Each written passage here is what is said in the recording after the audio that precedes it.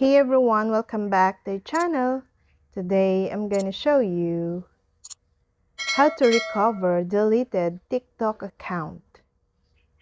If you've decided to delete your TikTok account, you can still recover your TikTok account under certain circumstances.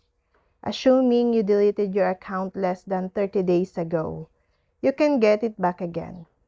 Here's how to recover your TikTok account. Open a TikTok app on your mobile. On the bottom right-hand corner of the screen, tap the profile icon. Now, on the profile screen, tap Sign Up. At the bottom of the Sign Up screen, tap Log In next to Already Have an Account. Now, log in using your username and password by clicking the Use Phone, Email, or Username option at the top of the list. If you don't remember your password, you can recover it later. You should still select this option. After logging in with your info, you'll be taken to a screen telling you that your account is under deactivation. To confirm that you wish to recover your account, click Reactivate. And your account will then be recovered and you can continue to use it as normal.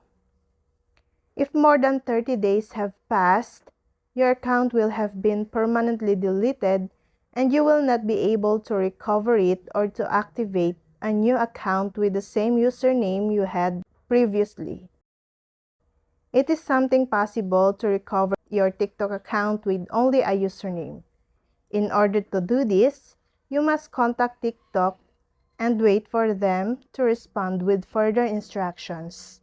In your message, be sure to include your lost username and explain that you have lost access to your phone number and the email address linked to your account. And that's all. I hope this video helped you guys. For more videos, subscribe to our YouTube channel. Thank you for watching. See you again.